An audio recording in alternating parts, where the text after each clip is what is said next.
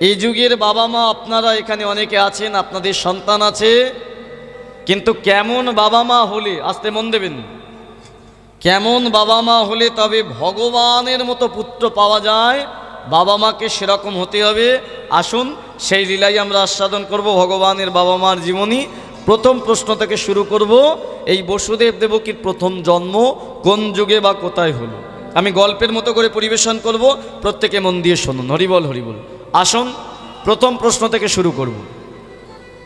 এই বসুদেব দেবকীর বাবা প্রথম জন্ম দাপর যুগে হয়নি, এদের প্রথম জন্ম হয়েছিল বাবা সত্য যুগে। কোন যুগে বললাম? আমরা সকলে জানি আমাদের চারটে যুগ, নাম কি কি? সত্য, ত্রেতা, দাপর, কলি। আচ্ছা, এখানে যদি আপনাদের আমি প্রশ্ন করি যে এই কলিযুগের আগের যুগগুলো তো আমরা কেউ দেখি নাই, দাপর যুগ, ত্রেতা যুগ, সত্য যুগকে, কিন্তু আমরা জানলাম কি করে যে আমাদের চারটে যুগ? চার যুগেই ভগবান এসেছেন। নারায়ণ সত্য যুগে নাম হয়েছিল, ত্রেতা যুগে নাম, দাপর যুগে 108টার মধ্যে কৃষ্ণ নামটা ফেমাস ছিল, আর কলিযুগে অনেকগুলো নামের মধ্যে চৈতন্য মহাপ্রভু বা গৌরাঙ্গ মহাপ্রভুটা বেশি ফেমাস। তাহলে প্রশ্ন হলো, আমরা কি করে জানবো যে আমাদের চারটে যুগ? শুধু এখানে বসে জেনে রাখুন যে আপনি গর্ববোধ করবেন আপনি সনাতনী বলে। কেন জানেন? এই সনাতন ধর্মই একমাত্র প্রমাণ দিয়ে গিয়েছিল আমাদের চারটি যুগ, যেটা অন্য কোনো ধর্ম পারে না। যদি বলেন প্রমাণটা কি, না যারা এখান থেকে দেখবেন দক্ষিণেশ্বর মন্দির দেখেছেন, এই দক্ষিণেশ্বর মন্দিরটা প্রতিষ্ঠা করেছিল বাবা রানী রাসমণি, তাই না? সেই রানী রাসমণি কিন্তু আজ জীবিত নেই, তিনি চলে গেছেন, কিন্তু আজও তার মন্দিরটা আছে। 1000 বছর পরেও যদি মন্দিরটা থাকে, আমরা রানী রাসমণি বলে কেউ ছিল জানতে পারবো, কারণ তার হাতের সেই কর্মটা আছে। ঠিক তদ্রূপ বাবা আমাদের যুগে যুগে যে ভগবান এসেছেন, তিনি তার নিদর্শন দেখে গেছেন আমাদের জন্য। কি নিদর্শন? এই কলিযুগে তিনি যে জায়গায় এসেছিলেন, এখনও সেই নবদ্বীপের মাটিতে সেই মাটির ঘরটা কিন্তু এখনও আছে, আছে না? কতদিন আগে? 538 বছর আগের ঘর এখনও আছে, এখনও সেই নিম গাছ আছে, এখনও পর্যন্ত সেই মলয় চাঁদ গাজীর সমাধিস্থলে চাপা ফুলের গাছটা লাগানো আছে। আশ্চর্যের বিষয়, যদি কোনো দিন আপনি পুরী ধামে যান, জগন্নাথ মন্দিরের পাশে একটা মন্দির আছে যার নাম গম্ভীরা। সেই গম্ভীরা মন্দিরে এখনও চৈতন্য মহাপ্রভুর গায়ের ব্যবহৃত কাঁথা, কম্বল, চরণের পাদুকা, দণ্ড, কুমণ্ডল সব আছে। তার রচিত শ্লোক আমরা পরে পড়ি। হে ভক্তমণ্ডলী, তাহলে দেখুন কলিযুগে আমরা গৌরাঙ্গ মহাপ্রভুকে কেউ দেখি নাই, সকলে মন দিয়ে শুনবেন। চৈতন্য মহাপ্রভুকে কেউ দেখি নাই, কিন্তু তিনি এসেছিলেন, তার প্রমাণ পাওয়া যায়। তার আগের যুগটাই যান, যে যুগটার নাম দাপর যুগ, যেটা আজ থেকে 5500 বছর আগে শেষ হয়ে গেছে। যে যুগে ভগবান এলেন কংসের কারাগারে, যেটা আজকে আমাদের বিষয়বস্তু। প্রমাণ কি কি রেখে গেলেন? 5500 বছর আগের কংসের কারাগার আজও আছে মথুরাতে, আছে না? এখনো পর্যন্ত বৃন্দাবনে গেলে শ্যামকুণ্ড, রাধাকুণ্ড, গিরিগোবর্ধন পর্বত সব আপনি দেখতে পাবেন, কুরুক্ষেত্রের মাঠ দেখতে পাবেন। আমরা তো দুটো কুণ্ডের নাম জানি, শ্যামকুণ্ড আর রাধাকুণ্ড। জানেন না 84 কোষ বৃন্দাবনে 1000 কুণ্ড আছে। ললিতা কুণ্ড, বিশাখা কুণ্ড, নারদ কুণ্ড, ব্রহ্মকুণ্ড, এরকম যদি খোঁজেন 1000 কুণ্ড ভগবানের সেই আমলের থেকে এখনো পর্যন্ত আছে। তাহলে ভেবে দেখুন, দাপর যুগের প্রমাণ আমরা এই যুগে বসে পেয়ে যাচ্ছি। তার আগের যুগটাই যান, যে যুগটার নাম ত্রেতা যুগ, যেটা লক্ষ লক্ষ বৎসর আগে শেষ হয়ে গেছে। যে যুগে ভগবানের নাম হয়েছিল রামচন্দ্র। প্রমাণ কি? অযোধ্যার মাটিতে যে জন্ম হয়েছিল, সেখানে নবনির্মিত রাম মন্দির, এখনো পর্যন্ত সেখানে রাম মন্দির আছে। আরও বড় প্রমাণ পাবেন কি? ভারত থেকে শ্রীলঙ্কার মধ্যে যাওয়ার জন্য সীতাকে উদ্ধার করার সময় যে সেতুটা বন্ধন করা হয়েছিল, যার নাম রামেশ্বরম সেতু, লক্ষ লক্ষ বছর আগে সেই সেতু বানানো হয়েছিল। এখনো বিজ্ঞানী মহল স্যাটেলাইটের মাধ্যমে সেই সেতুকে দেখতে পায়। ভাবতে পারছেন? লক্ষ বছর পরেও আপনি ভগবানের আবির্ভাব সম্বন্ধে ধারণা করতে পারছেন, তার কীর্তিগুলো দেখতে পাবেন। আমাদের পাশের রাজ্যই তো বিহার।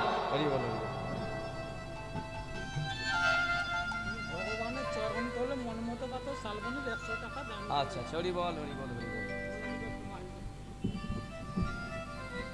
এই মনমতো বাবু যিনি মনের মতো করে যে টাকাটি দিয়েছেন গোবিন্দচরণের গোবিন্দ সেবার জন্য, ওনার মঙ্গল কামনা করি। আপনারা সকলে মন দিয়ে একটু কীর্তন শুনুন। যার যা কিছু যদি দেবার ইচ্ছে হয় কীর্তন শেষে প্রত্যেকে দেবেন। কীর্তনের শুধু যতক্ষণ থাকবেন, যে অজানা বস্তুগুলো অনেকে জানেন না সেগুলো জানার চেষ্টা করুন, যেগুলো শোনেননি সেগুলো শোনার চেষ্টা করুন। প্রত্যেকে ডুবে যান এর মধ্যে। দেখুন আশ্চর্যের বিষয়, আপনি ক্লাস 5-এ যখন পড়েন, 10-এ যখন উঠেন, তখন দেখবেন যদি ক্লাস 5-এর খাতাগুলো আমরা যত্ন করে রাখতে পারি না, পারি কি? হারিয়ে ফেলি। তাহলে ভগবান লক্ষ বছর আগে এসেছেন, তার তিনি নিদর্শন দেখে গেছেন আমাদের জন্য। যদি বাসে, ট্রেনে, প্লেনে আপনি যেতে পারেন, চলে যাবেন। আজও নবদ্বীপে আছে, আজও বৃন্দাবনে আছে, আজও অযোধ্যায় আছে, কিন্তু একটা জায়গায় ভগবানের জন্মস্থান কোথায় আমরা জানি না। একটা যুগে কোথায় তিনি থাকতেন, কোথায় লীলা করতেন, যে যুগটার নাম সত্যযুগ। কেন জানেন? একটা দোষ করে ফেলেছি আমরা। সত্যযুগ মানে হলো যে যুগে 100 ভাগ সত্য। আমরা এখানে যতজন বসে আছি বলুন তো বুকে হাত দিয়ে, যে জীবনে একটাও মিথ্যে কথা বলেননি এমন কেউ আছেন? বলতে পারবেন? কেউ নেই। সবাই আমরা মিথ্যাবাদী, আমিও মিথ্যাবাদী। এই মিথ্যে কথা বলার জন্য সত্যযুগে কোনো বাস, ট্রেন, প্লেন চলে না। তবে হ্যাঁ, সত্যযুগ দেখতে পাই এই সমাজে কারা? এখনো পর্যন্ত আপনার যে শিশুটি কথা বলতে জানেনি, যে হাঁটতে শেখেনি, ওকে যখন দেখবেন দোলনায় আপনি শুয়ে ঘুম পাড়াবেন না, ও একা একাই ঘুমের মধ্যে কারোর সাথে কথা বলে, কারোর সঙ্গে কাঁদে, কারো কথা শুনে হাসে। ভেবে কোনো দিন দেখেছেন ওই ছেলেটার বন্ধুকে? ওকে কাঁদায় কে? ও কার সাথে কথা বলে? ও এখনো সত্যের যুগে আছে। ওর সম্পর্ক ভগবানের সম্পর্কে। সেই ভগবানের কাছে ওর সম্পর্ক বাঁধা আছে। কাঁদে কাঁদনেই যে ঠাকুর, মিথ্যের ধরনীতে গিয়ে আমি তোমায় ভুলে যাব। আর এক প্রকার মানুষ দেখতে পায়, কারা? যারা মিথ্যের সংসার ছেড়ে চলে গেছে পর্বতের গুহায়, পাদদেশে গিয়ে আজও সাধনা করছে অমরনাথে, কৈলাস পর্বতে। তারা একটা ছবি নিদর্শন দিয়ে গেছে আমাদের, যেটা নিয়ে থাকতে হয় সেটা কি? একটা বড় পদ্মফুলের মধ্যে শ্রীবিষ্ণু নারায়ণ মাথায় হাত দিয়ে শুয়ে আছে, আর চরণে লক্ষ্মী স্বরূপিণী রাধা রানী বসে আছে। আছে না? এটাই সত্যযুগের ছবি, মনে করে রাখুন। এখান থেকেই শুরু হলো আজকের লীলাটি।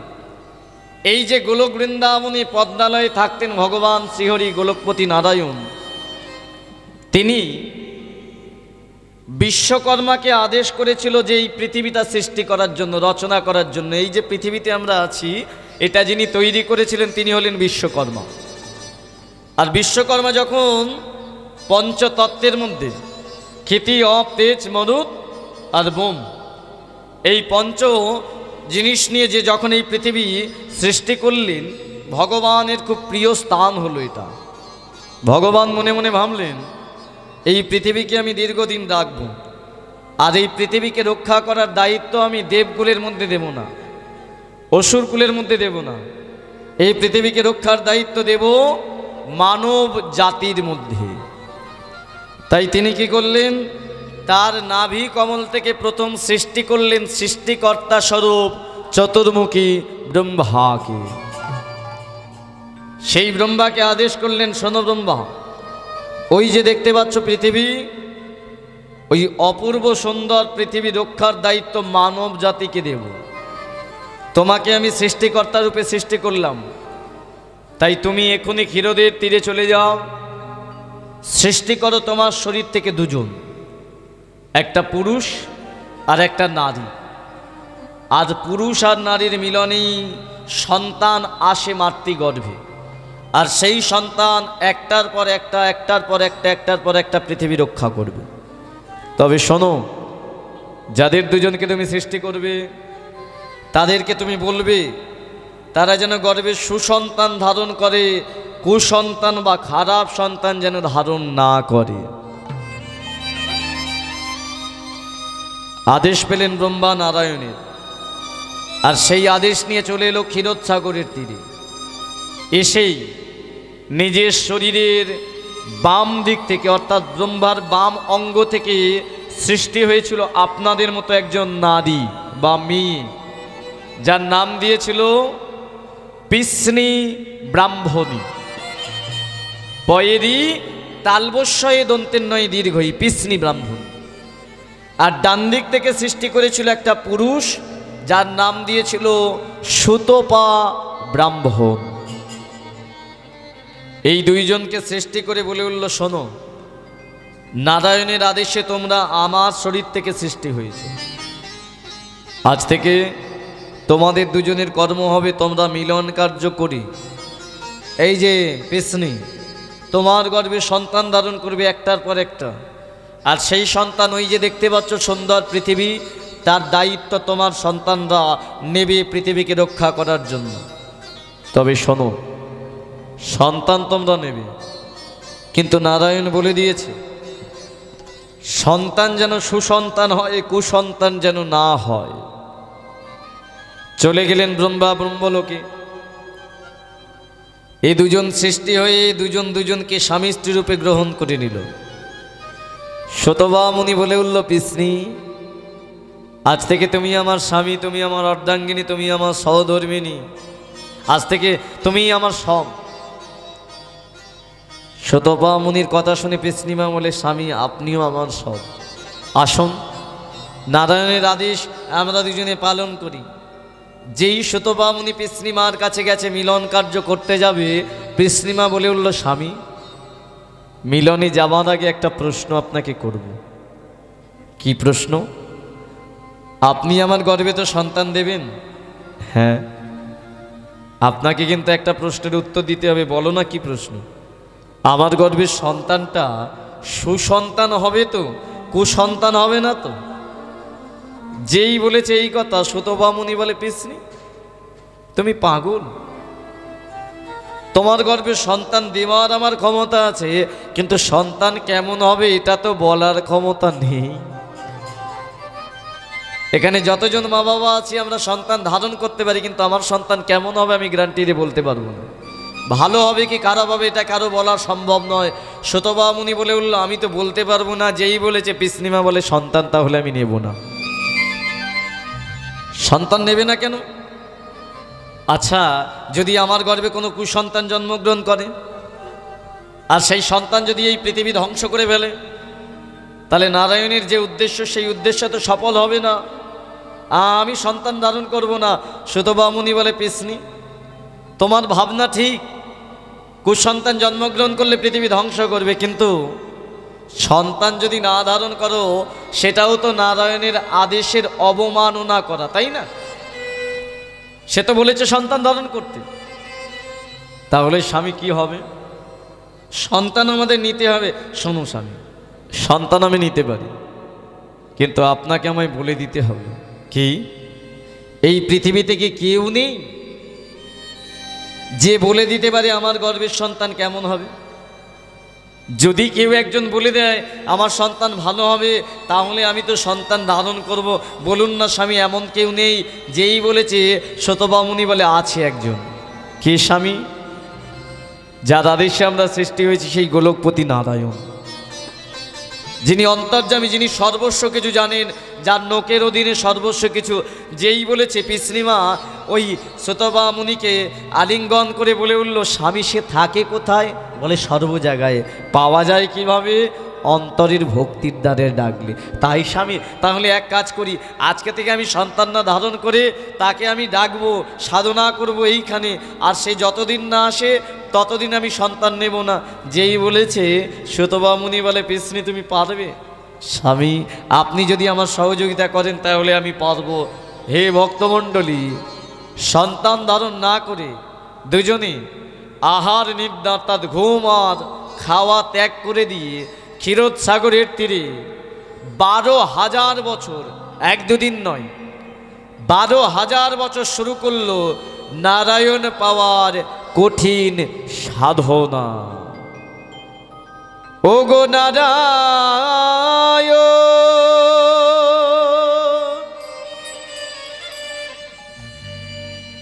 তুমি শ্রী মধুসূদন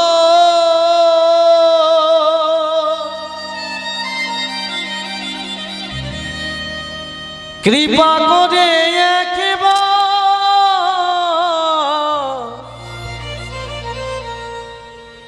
দাও দর্শন। ও গো নারায়ণ শ্রী মধুসূদন কৃপা করে একবার দাও দর্শন। ও গো নারায়ণ শ্রী মধুসূদন কৃপা করে একবার দাও দর্শন। ও গো নারায়ণ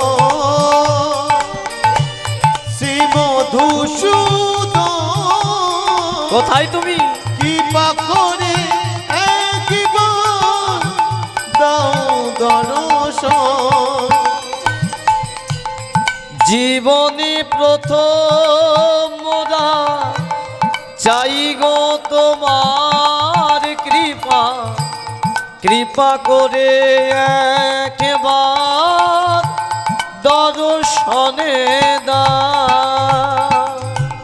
জীবনে প্রথম মোরা চাই এসো না প্রভু। তোমার কৃপা, কৃপা করে একবার দর্শন দাও। জীবনে প্রথম মোরা চাই গো তোমার কৃপা, কৃপা করে একবার দর্শনে দাও। জীবনে প্রথম মোরা চাই গো তোমার কৃপা, পুত্র রূপে একবার দর্শন দাও। বিষ্ণু হে ভক্তমণ্ডলী দুজনে ডাকছিল হাজার হাজার বছর ধরে, কিন্তু ডাকতে ডাকতে হঠাৎ করে ডাকাটা আলাদা হয়ে গেল। কিরকম? শতবা মুনি এতদিন ধরে ডাকছে জীবনে প্রথম মোরা চাই গো তোমার কৃপা, কৃপা করে দর্শন দাও, এটা পেশ্রীমা বলছিল। কিন্তু আজকে যেন হঠাৎ করে গেয়ে উঠল জীবনে প্রথম মোরা চাই গো তোমার কৃপা, পুত্ররূপে দর্শন দাও। কি বললে পিসনি? স্বামী এতদিন ধরে তাকে ক্ষীরদের কুলে ডাকছি, আমার বিশ্বাস আসবে সে একদিন। আর সে যখন আসবে আমি জানি এই পৃথিবীতে ভগবানের থেকে সুন্দর সন্তান তো আর কেউ নেই। আচ্ছা স্বামী, ওই ভগবানকে যদি আমি আমার গর্বে পাই, ওই ভগবানকে যদি আমি আমার পুত্ররূপে পাই, তাহলে তো আমি আগে থেকেই জানতে পেরে যাব আমার গর্ভের সন্তান সুসন্তান হবে। হে ভক্তমণ্ডলী, মা চাওয়াটা কাকে বলে দেখুন। যেই বলেছে শতবামুনি আলিঙ্গন করে বলে, বিষ্ণু আমি তোমাকে বলছি তোমার এই চিন্তা ভাবনার জন্য এই পৃথিবীতে একদিন তুমি শ্রেষ্ঠ মা হবে। এসো আরো হাজার হাজার বছর ওই নারায়ণকে পাওয়ার জন্য শুরু করি আরো কঠিন সাধনা। শুরু করলো আরো কঠিন সাধনা। তুমি নারায়ণ শ্রী মধুসূদন, তুমি নারায়ণ শ্রী মধুসূদন, তুমি নারায়ণ শ্রী মধুসূদন, তুমি নারায়ণ শ্রী মধুসূদন, পুত্র রূপে এসো ও গো নারায়ণ। তুমি নারায়ণ কোথায় তুমি? শ্রী মধুসূদন, পুত্র রূপে তুমি দাও দর্শন। নারায়ণ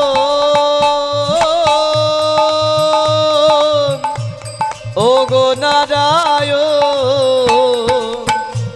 পুত্র রূপে এসো ও গো নারায়ণ, নারায়ণ এসো প্রভু।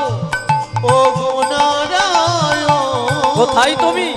একবার দেখা দাও। পুত্র রূপে তুমি দাও দর্শন, দেখা দাও।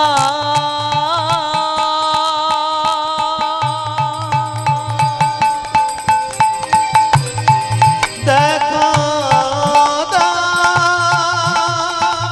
হে জগৎপতি শ্রী নারায়ণ, হে নারায়ণ শ্রী একবার মধুসূদন, দেখা দাও। তুমি একবার একবার দেখা দাও। দেখা দাও। সুতপা পিসনি, দেখতে দেখতে 12,000 বছর পেরিয়ে গেছে। হঠাৎ যেন অদূরে কে বলে উঠল সুতপা পিসনি। আর যেই বাবা ডাকটা দুজনে শুনেছে, নয়নটা উন্মোচন করে দেখলো অপূর্ব দূরে রূপ নিয়ে দাঁড়াই আছে আর প্রাণের মানুষ। ছুটতে ছুটতে গিয়ে তার চরণে আছাড় কে পড়ে বলে উঠল, এসেছো দয়াময়।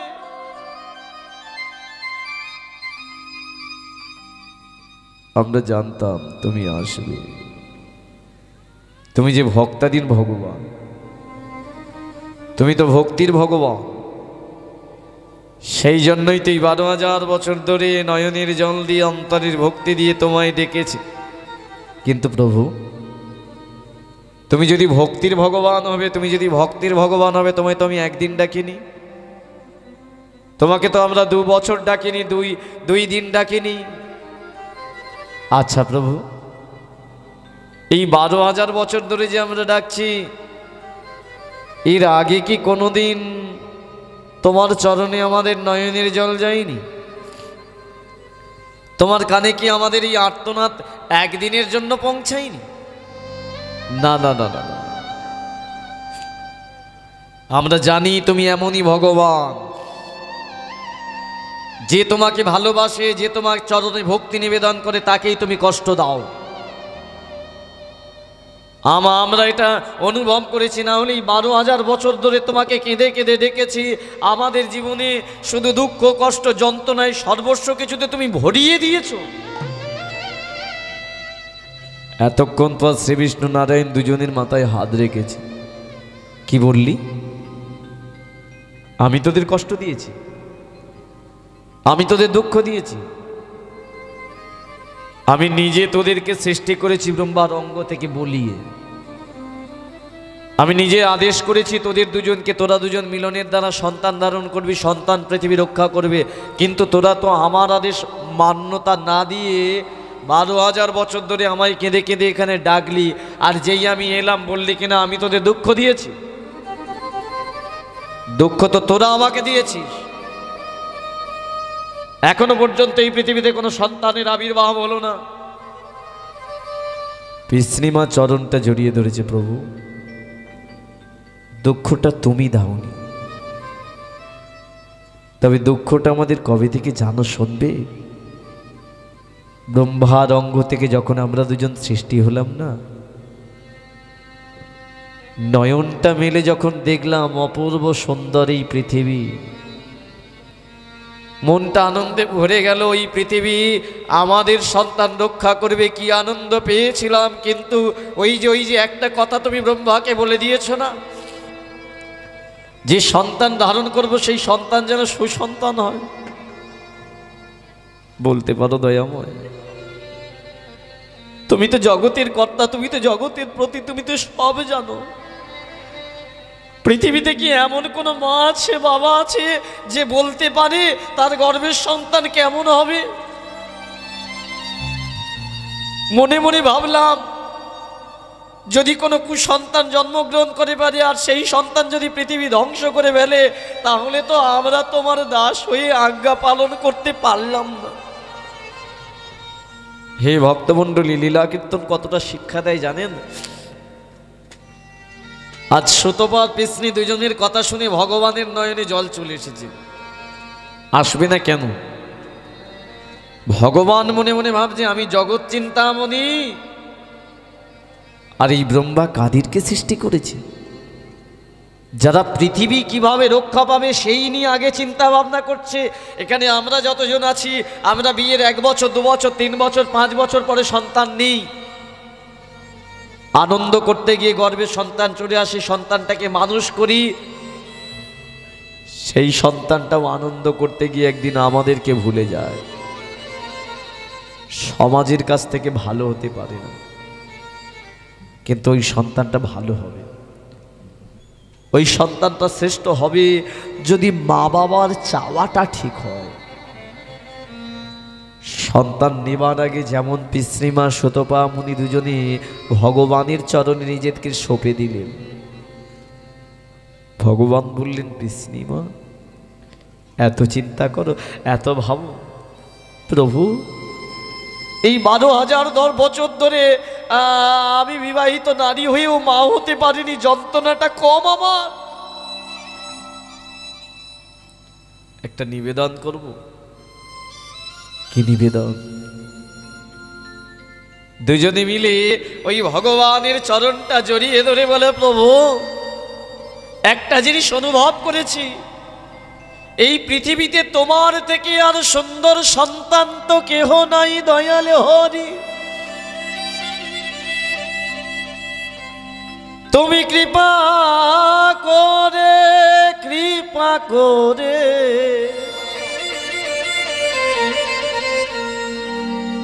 এই অভাগিনী মায়ের সন্তান হবে।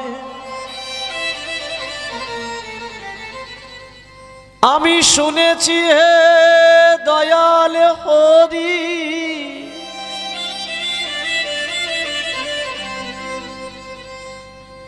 তুমি নাকি করুণার সাগর। শুনেছি হে নিতাই গৌর হরি বল হরি।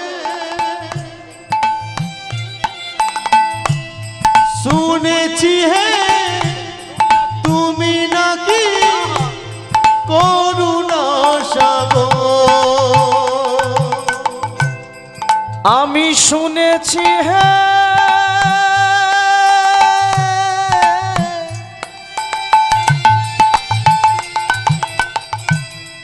তুমি নাকি করুণার সাগর। শুনেছি হে দয়া তুমি নাকি করুণা সাগর। যে বা তোমার চরণে ধরে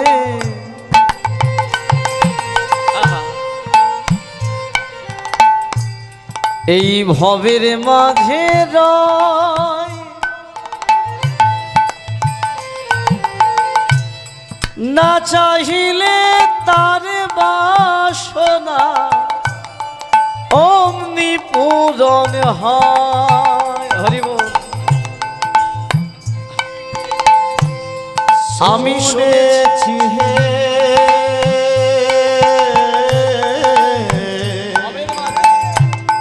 ভবের মাঝে যে তোমার চরণ ধরে তুমি নাকি দয়া জগতের সাগর। তাই কৃপা করে দয়াল হরি এশ্বরী নয়ে। তুমি কৃপা করে এসো প্রভু আমার হৃদয়। দয়াময়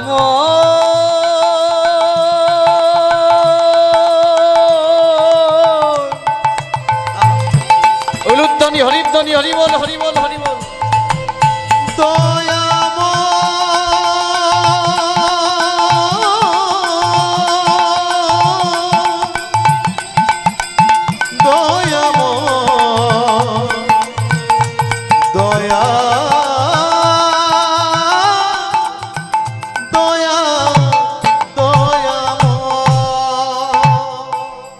হে ভক্তমণ্ডলী, ভগবান কোনোদিন কারো অহংকারের কাছে হেরে যায় না। ভগবান কোনোদিন কুরুক্ষেত্রের মাটিতে হারেনি। ভগবান হেরে যায় একটা জায়গায়, সেটা হলো ভক্তের ভক্তির কাছে। আজকে শ্রীবিষ্ণু নারায়ণ এদের দুজনের ভক্তির কাছে নতজানু হয়ে গেল। মনে মনে ভাবলো না না না না, ব্রহ্মা সৃষ্টিকর্তা রূপে যাদেরকে সৃষ্টি করেছে অপূর্ব দুইজন, এদের মনোবাসনা তো পূর্ণ করতে হবে। এদের চাওয়াটা কি দেখি, আমার চরণ তো চাইছে। এই সুতমা, এই পিসনি, বল তোদের চাওয়াটা কি? যেই বলেছে, বলে প্রভু এই পৃথিবীতে তো তোমার থেকে সুন্দর সন্তান কেউ নেই, তাই তুমি এক কাজ করো, তুমি কথা দাও যে তুমি আমার গর্ভে পুত্ররূপে আবির্ভাব হবে। অসম্ভব! এ তোরা কি চাইলে? আমি তোদের পুত্র হব কেন প্রভু? তুমি তো ভক্তাধীন ভগবান, তুমি আমাদের পুত্র হতে পারবে না? বলে শোন, কেন হতে পারবো না জানিস? তোরা জেনে রাখ, এই যে পৃথিবী সৃষ্টি করেছি, এই পৃথিবীতে চন্দ্র উঠবে আমার ইশারায়, সূর্য আলো দেবে আমার ইশারায়, সমুদ্রে উজান বইবে আমার ইশারায়, গাছের পাতা নড়বে আমার ইশারায়, সব কিছু আমিই পরিচালনা করব। কিন্তু জানিস তোরা, একটা মাতৃগর্ভে একটা সন্তান 10 মাস 10 দিন থাকে না? তাহলে আমি যদি পূর্ণ রূপ নিয়ে তোদের গর্ভে চলে যাই, আমার বিহনে পৃথিবীটাই তো অচল হয়ে যাবে। তাই আমি সন্তান রূপে তোদের কাছে যেতে পারবো না। যেই বলেছে বিষ্ণিমা চরণটা জড়িয়ে ধরেছে, প্রভু তুমি ভক্তাধীন ভগবান, এই পৃথিবীর অধীশ্বর তুমি, তুমি যদি সর্বস্ব কিছু হবে, আমাদেরকে সৃষ্টি করেছো, এই পৃথিবী রক্ষার দায়িত্ব আমাদের সন্তান রূপে পাবে। তাই আমাদের দ্বারাই যদি পৃথিবীতে সন্তান সৃষ্টি হয়, আমি মা হয়ে আজকে এখানে প্রতিজ্ঞা করছি, সন্তান রূপে যদি কাউকে আমি আমার গর্ভে ধারণ করি, সেটা একমাত্র তুমি হবে। তার জন্য আরো লক্ষ বৎসর আমি ভজনা করব, তার জন্য আরো লক্ষ লক্ষ বৎসর আমি সাধনা করব, আহার নিদ্রা ত্যাগ করে দেব। কতদিন দেখি আমাদের মনের বাসনা তুমি অপূর্ণ করে থাকতে পারো। এখানেই ভগবান হেরে গেলেন। ভগবান বললেন, বাবা বাবা, এই পৃথিবীতে যদি সব মায়েদের চাওয়াটা এরকম হয়, সব বাবাদের চাওয়াটা এরকম হয়, তাহলে পৃথিবী অতি সুন্দর হবে। শোন, তোদের এই চাওয়াতে আমি সন্তুষ্ট হয়েছি, তোদের মনোবাসনা পূর্ণ করব। তবে আমাকে তোরা পুত্ররূপে চেয়েছিস, পাবি। তবে তোরা তো একবার চেয়েছিস, আমি একবার তোদের কাছে পুত্ররূপে যাব না, আমি তোদের গর্ভে যাব 3 বার। তবে সেটা হবে অংশ বিশেষ। অংশ বিশেষ কেন বললেন ভগবান? আপনি জেনে রাখুন, যদি কোনো মন্দিরে আপনার 1 মণ বাতাসা মানত থাকে, যে ওই মন্দিরে পুজোর দিনে 1 মণ বাতাসা আপনি দান করবেন, কিন্তু যেদিন পুজো সেদিন আপনার কাছে অর্থ নেই, টাকা পয়সা শেষ হয়ে গেছে, মানত না রাখতে পারার জন্য অপরাধ হবে আপনার? না। শ্রীমদ্ ভগবত অভিধানে লেখা আছে, ওই দিন যদি কোনোভাবে 3টে বাতাসা জোগাড় করে নিয়ে এসে গলবস্ত হয়ে ওই মন্দিরে গিয়ে ভগবানের চরণে দান করতে পারেন, যে হে ঠাকুর এটাই আমার সমর্থ, 3 বার দান করা মানে ওটা 1 মণ পরিপূর্ণ দানের সমান হয়। ভগবান শ্রীবিষ্ণু নারায়ণ তিনি বললেন, আমাকে পূর্ণরূপে তোমরা চেয়েছো, পূর্ণরূপেই পাবে, তবে একবারে নয়। আমি 10ম অবতারে জন্মগ্রহণ করব, আমার আসল রূপ রয়ে যাবে গোলকে, যেখান থেকে আমি সব পরিচালনা করব, আর তোমাদের গর্ভে আমারই শরীর থেকে এক অংশরূপে আমি যাব। তোমাদেরকেও 3 বার জন্ম দেব, আমিও 3 বার যাব। তাই হে ভক্তমণ্ডলী, এই সত্যযুগেই ভগবান তার প্রথম অবতার থেকে পিসনিমার গর্ভে পুত্ররূপে ভূমিষ্ঠ হয়েছিল, যে অবতারটার নাম হয়েছিল পিসনি অবতার। পয়েরি তালবস্যই দন্তের নয় দীর্ঘই, পিসনি অবতার। এটা হলো সত্যযুগের শেষ সময়। এদের দুজনের কাছে পুত্ররূপে আসার পরে ভগবান আবার এদেরকে জন্ম দিয়েছিলেন, দ্বিতীয় জন্ম, আর একটা অবতার রূপে এদের কাছে আসার জন্য। কোন রূপে না, দ্বিতীয় যুগে এদের নাম হয়েছিল বাবা অদিতি আর কাশ্যপ মুনি। যে ছিল সুতবা মুনি, সেই হলো কাশ্যপ মুনি, আর যে ছিল পিসনিমা দ্বিতীয় জন্মে, সে হলো অদিতি। এই অদিতির গর্ভে ভগবান আবার পুত্ররূপে তার অংশরূপে এসেছিলেন, যে অবতারটার নাম আপনারা সকলে জানেন। দেখবেন অনেকের বাড়িতে ছবি আছে, মাথায় একটা বড় ছাতা নড়ে ভগবান দাঁড়িয়ে আছে বলিরাজের দরবারে। অবতারটার নাম বামন অবতার। এই বামন অবতারে ভগবানের নাম হয়েছিল বাবা উপেন্দ্র। যার গর্ভে এসেছিল তিনি হলেন এই পূর্বজন্মের পিসনিমা, যে দ্বিতীয় জন্মে অদিতি রূপে এসেছে। ভগবানের দুবার আশা হয়ে গেল, বাকি আছে আর একটা আশা। আর দেখতে দেখতে দেখতে দেখতে একটা ভয়ানক যুগ চলে এলো, যে যুগটার নাম হলো দাপর যুগ। যে যুগে অসুর রূপে জন্ম নিল কংস, যে যুগে ভগবানকে কুরুক্ষেত্র করতে হয়েছিল, যে যুগে ভগবানকে জন্মের 6 দিনের মাথা থেকে যুদ্ধ শুরু করতে হয়েছিল। ভগবান মনে মনে ভাবলো এই দাপর যুগে আমাকে আবির্ভাব হতে হবে, আমায় লীলা করার জন্য যেতে হবে। যাবো কার গর্বে? না না না না, একটা জন্ম তো আমার ওই মায়েদের বাকি আছে, ওই বাবার বাকি আছে। তাহলে আমি যদি এর পরের যুগে দাপর যুগে ওদেরকে একবার জন্ম দিতে পারি, ওদের গর্ভেই যাব, অনেক আমি লীলা করতে পারবো, কয়েকজন দেবতাও অভিশাপ মুক্ত হতে পারে। তাই হে ভক্তমণ্ডলী, দাপর যুগে মথুরায় জন্মগ্রহণ করলেন দুরাচারী কংস। আর এই মথুরা নগরীতেই এই দুইজনকে পুনরায় জন্ম দিলেন। উগ্রসেনের পুত্ররূপে জন্মগ্রহণ করেছিল দুরাচারী কংস, আর সুরসেনের পুত্ররূপে জন্মগ্রহণ করেছিল তৃতীয় জন্মে, নাম হয়েছিল বসুদেব। যার প্রথম জন্মে নাম ছিল শতপা মুনি, দ্বিতীয় জন্মে কাশ্যপ মুনি, তৃতীয় জন্মে সেই হলো বসুদেব। আর এই কংসেরই কাকা দেবক, সেই দেবকের কন্যা রূপে জন্মগ্রহণ করেছিল, নাম হয়েছিল তার দেবকী। যে প্রথম জন্মে পিসনি ছিল, দ্বিতীয় জন্মে অদিতি, তৃতীয় জন্মে সেই হলো বাবা দেবকী। এই দেবকী ছিল কংসের কাকার মেয়ে। কংস ছিল অসুর, 6 বোন ছিল, 5 জনের বিয়ে দিয়ে দিল, তাড়িয়ে দিল সাম্রাজ্য থেকে, কিন্তু একজনকে পারল না। কে? না দেবকী। যে ছিল ভজনীয়, যে ছিল একটু চতুর। কংস তার থেকে কম চতুর ছিল না। সে মনে মনে ভাবলো আমার এই কাকার মেয়েটার এমন ধুমধাম করে বিয়ে দেব যাতে এই মথুরা নগরীতে কেউ না বুঝতে পারে যে এই কাকার সব সম্পত্তি পাওয়ার জন্য এই মথুরার আমি অধিপতি হওয়ার জন্য এই চেষ্টা করছি। তাই হে ভক্তমণ্ডলী, মথুরা নগরীতে আজ ধুমধামে করে কংস করল কি বসুদেব দেবকীর বিয়ের আয়োজন। আসুন ভগবানের বাবা মার বিবাহটা দিয়ে দিয়ে আনন্দের সহিত, তারপরে তত্ত্বগুলো আমরা জানতে পারবো। সকলে একটু উলুধ্বনি হরিধ্বনি করবেন। আজ কি আনন্দ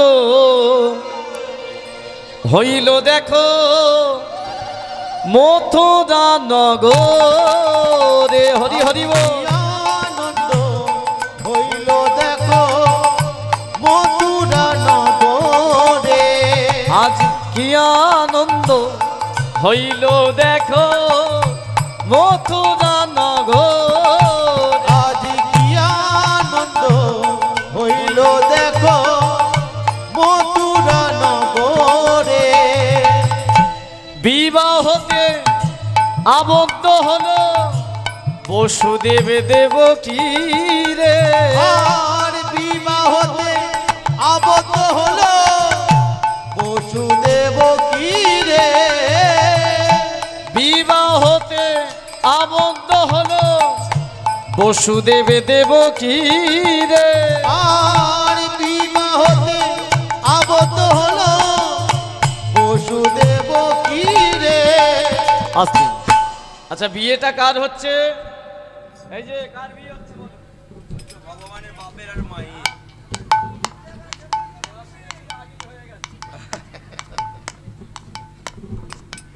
আজকে তাহলে বিয়ে হচ্ছে ভগবানের বাবা মার, বসুদেব দেবকী। দায়িত্বকার আপনাদের, আপনারা মথুরা নগরীর অধিপতি। মেন দায়িত্বে আছে কংস। সেই কংস পিছনে বসে আছে, বসে দেখে দেখে আদেশ করছে যাও সাজাও নগরী। সাজানো হলো কেমনভাবে? আগেকারের দিনে দেখবেন বিয়ে হতো কিভাবে বাবা?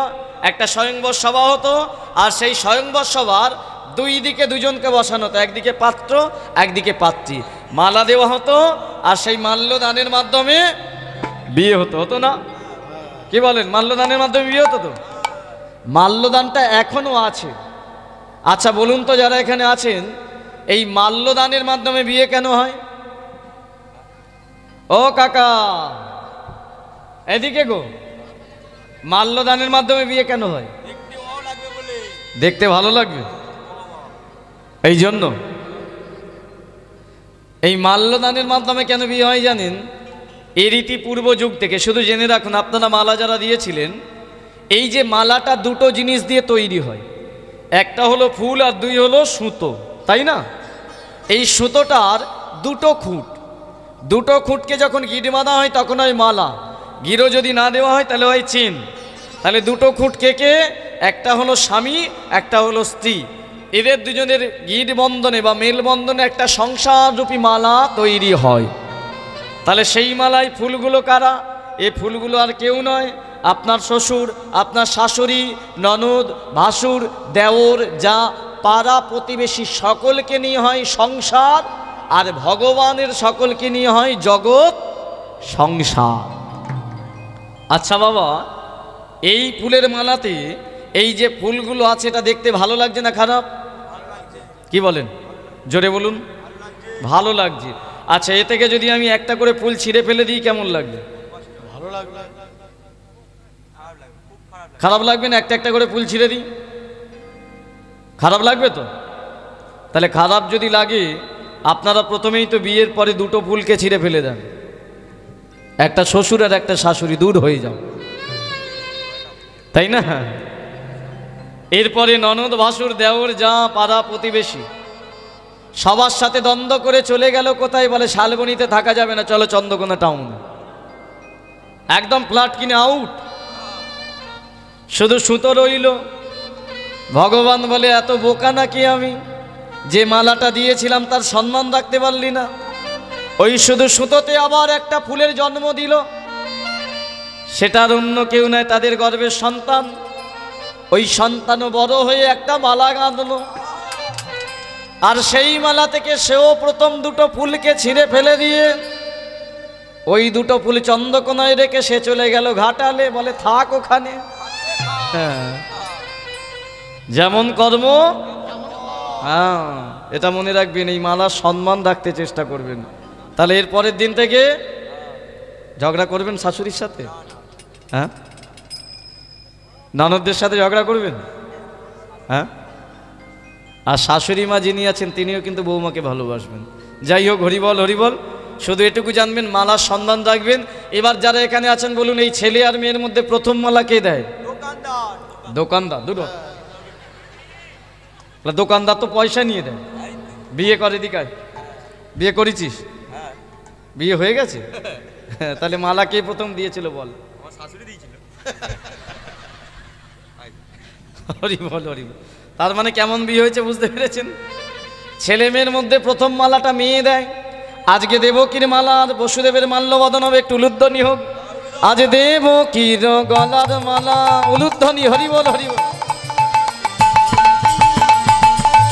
এই দেখো, বসুদেবের গলে দিল দেবকীর গলার মালা, মালা মালা বসুদেবের গলে দিল। এবার কি হলো? ভক্তগণ আনন্দেতে উলুধ্বনি কইল, উলুধ্বনি, হরি হরি। ভক্তগণ আনন্দেতে উলুধ্বনি করিল, ভক্তগণ আনন্দেতে উলুধ্বনি করিল। আজি কি আনন্দ, কি আনন্দ হইল দেখো মথুরা নগরে। আজ কি আনন্দ হইল দেখো মথুরা নগরে। আজ কি আনন্দ হইল দেখো মথুরা নগরে। তাহলে মাল্যদানটা হয়ে গেল মা, হলো তো? ও আধ গানা হয়েছে, এখনো বাকি আছে তো, ভুলেই গেছি। আচ্ছা, তাহলে আর একবার উলুধ্বনি করতে হবে, আর একবার জোর করে দেখি হোক, আরো জোরে হবে। এবার বসুদেবের গলার মালা,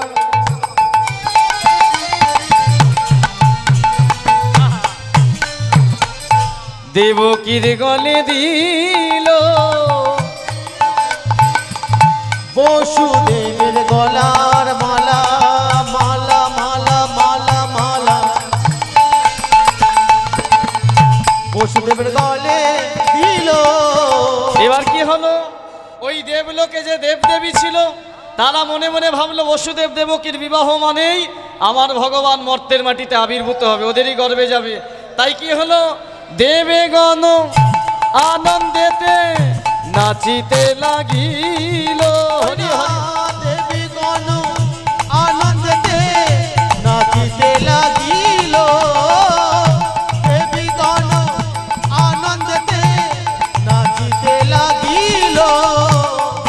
কি আনন্দ হইল দেখো মথুরা নগরে। আজ কি আনন্দ হইল দেখো মথুরা নগরে। বলছে বিয়েতে আনন্দ পেলেন, কোথায় আর আনন্দ হলো? বলে খাওয়া দাওয়া নেই কিছু। আনন্দ হয়েছে, বাকি আছে আনন্দ।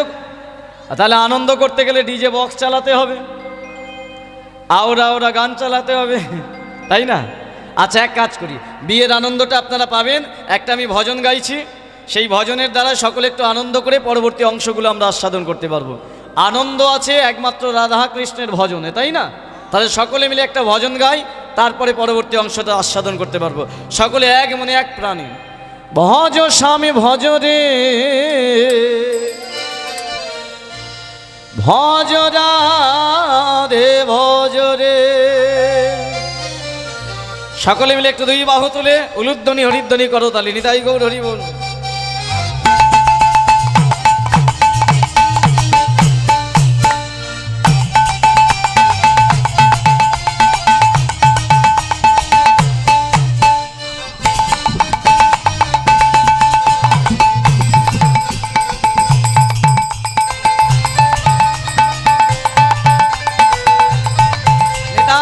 হরি হরি বল।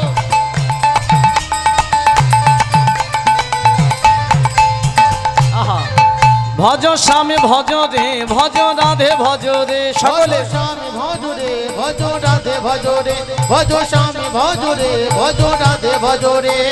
স্বামী ভজ, স্বামী ভজ, স্বামী ভজ রে, রাধে ভজ, রাধে ভজ, রাধে ভজ রে। স্বামী ভজ, স্বামী ভজ, স্বামী ভজ রে, রাধে ভজ, রাধে ভজ, রাধে ভজ রে। ভজ শ্যাম। সকলে বলছেন, বেশ সুন্দর করতালি দিচ্ছেন। চলুন এই করতালি দিতে দিতে একটু বিয়ে বাড়িতে যাই। যাব কি করে? বাসে নয়, ভাবুন এখান থেকে মনোরথ নিয়ে আমরা সকলে মিলে যাব। কিভাবে? আমি এই আপনাদের মনকে বলবো চল চল চল চল রে, আর আপনারা দুই বাহু তুলে বলবেন রাধে রাধে বল রে। কি বলবেন? ঘর পালাই চল রে।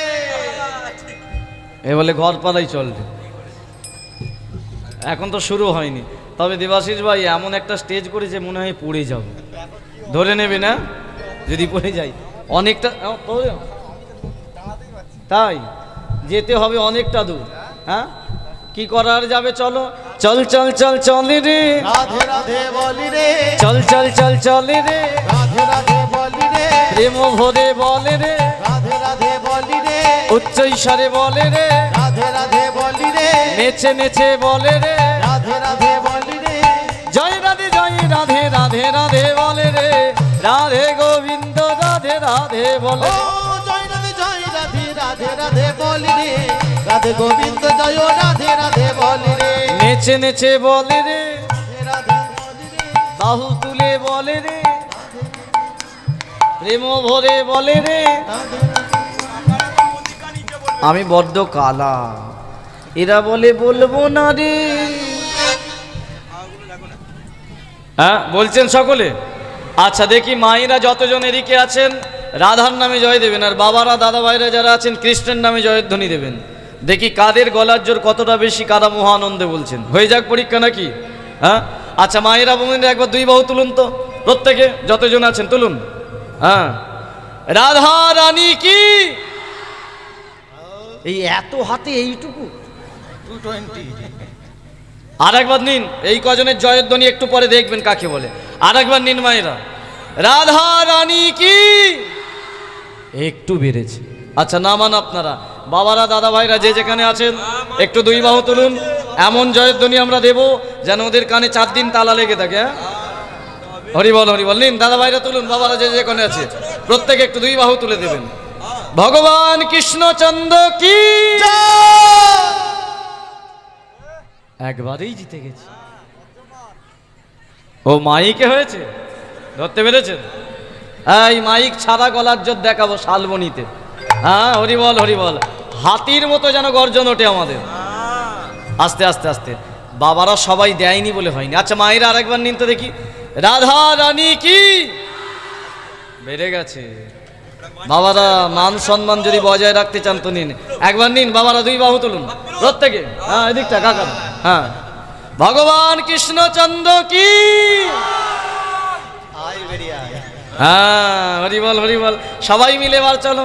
চল চল চল চলে রে, রাধে রাধে বলি রে, প্রেম ভরে বলে রে, রাধে রাধে বলি রে, উচ্চ ঈশ্বরে বলে রে, রাধে রাধে বলি রে, নেচে নেচে বলে রে, জোরে জোরে বলে রে, শালবনিতে বলে রে, মথুরাতে বলে রে, নেচে নেচে বলে রে, রাধে রাধে বলি রে, আহ তুলে বলে রে, রাধে রাধে বলি রে, জয় রাধে জয় রাধে রাধে রাধে বলে রে, রাধে গোবিন্দ রাধে রাধে বলে। ও জয় রাধে রাধে রাধে বলি রে, রাধে গোবিন্দ জয় রাধে রাধে বলি রে, রাধে রাধে রাধে বর্ষানে বালি রাধে, রাধে রাধে রাধে বর্ষানে বলি রাধে, রাধে রাধে রাধে বর্ষানে বালি রাধে, রাধে রাধে রাধে বর্ষানে বালি রাধে। ও রাধে রাধে রাধে বর্ষানে বলি রাধে, রাধে রাধে রাধে বর্ষানে বলি রাধে। সকলে মিলে একসাথে প্রেমানন্দে দুই বাহু তুলে বলবো, ভজ স্বামী ভজ রে, ভজ রাধে ভজ রে, ভজ স্বামী ভজ রে, নিতাই গৌর হরি বল। স্বামী ভজ রে, ভজ রাধে ভজ রে, ভজ স্বামী ভজ রে, ভজ রাধে ভজ রে। গদ গদ করি রাত ধাইয়া চলিল, গড় গড় করিরা ধাইয়া চলিল, হেন কালে দৈব বাণী শুনিতে পাইল, হেন কালে দৈব বাণী শুনিতে পাইল, হেন কালে দৈব বাণী ওহে দুরাচারী কংস,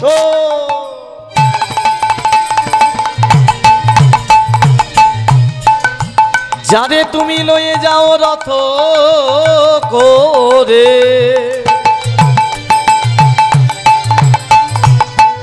ওই দেবকীর অষ্টম গর্ভের সন্তান হবে তোমার মৃত্যুর কারণ।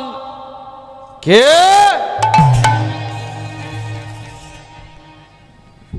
মণি মাণিক্য হিরে জহরত দিয়ে একটা রথ সাজিয়েছিল কংস, আর সেই রথের নিজে হয়েছিল চালক। বোন আর ভগ্নিপতিকে বসিয়ে মথুরা নগরীর ওপর দিয়ে যাচ্ছিলেন দেখানোর জন্য, সবাই যেন দেখে বলে আমার বোনের প্রতি কতটা ভালোবাসা। কিন্তু বাবা, রথের চাকা যেই গড়ালো তারও মৃত্যু লেখা শুরু হলো। কে যেন দৈববাণীতে বলে উঠল, ওহে মহারাজ কংস, তুমি যাকে রথে করে নিয়ে যাচ্ছ ওই বোনেরই অষ্টম গর্ভের সন্তান তোমার মৃত্যুর কারণ। বলা মাত্রই কংস পিছন দিকে তাকিয়ে বলে উঠল, রে কে ভীতু কাপুরুষ, সাহস যদি তাকে আমার সম্মুখে হয়। কি বললি? এই দেবকীর অষ্টম গর্ভের সন্তান আমার মৃত্যুর কারণ। পিছন থেকে কে যেন এসে বলে উঠল, মহারাজ কংস, আপনি জানেন না আমার নাম হলো নিয়তি, আমি সবার ললাট লিখি। আমাকে কেউ দেখতে পায় না, আমি সকলকে দেখতে পাই। এখানে যার কপালে যা লিখে দিয়েছে তাই হবে। আপনারও কপালে আমি লিখে দিলাম, ওই যে বোনের এত ধুমধাম করে বিয়ে দিলেন ওই বোনেরই অষ্টম গর্ভের সন্তান আপনার হত্যার কারণ। বলা মাত্রই কংস অট্টহাসি শুরু করলো, তুমি নিয়তি, তোমায় কেউ দেখতে পায় না। তুমি যদি আমায় দেখতে পাও তাহলে তুমি জেনে রাখো, আমাকে চেনো? আমি হলাম মহারাজ কংস, আমি অমর, আমি অজেয়, আমার মৃত্যু হতে পারে না। দেখবে তোমার চোখের সামনে কি করব। এই বলে কংস রথের মধ্যে উঠে গিয়ে কোমর থেকে তরবারি বের করে তার নিজেরই বোনের ওই দেবকীর চুলের মুঠি ধরে নিয়ে এসে নিয়তির উদ্দেশ্যে বলে উঠল, দেখো তোমার সামনেই আমি আমার হত্যাকারীকে এক্ষুনি শেষ করব।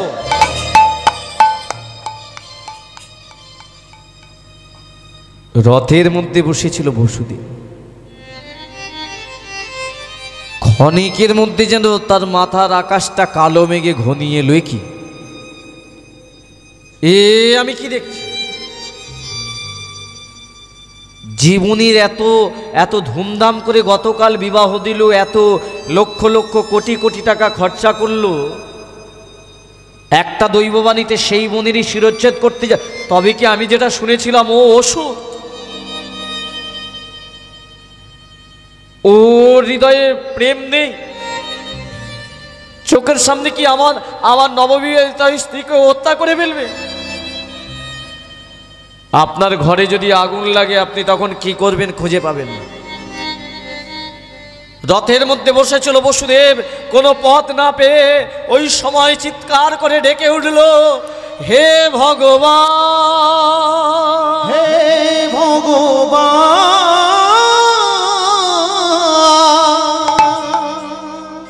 এ তোমার কেমন লীলা, কেমন খেলা, বলো প্রভু, বলো প্রভু। আমি যে তোমার লীলা খেলা কিছু বুঝিতে নারি।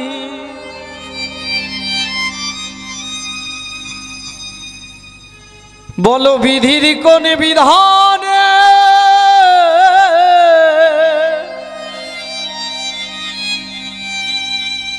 আমাদের জীবনে এমন শাস্তি হয়?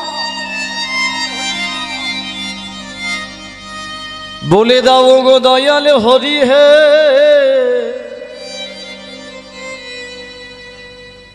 এবার আমি কি করিব, কোথায় যাব? কি করিব, কোথায় যাব? কেমন ভাবে দেব কি প্রাণে বাঁচাবো? কি করিব, কোথায় যাব? কেমন ভাবে দেব কি প্রাণে বাঁচাবো? করিব, কোথায় যাব?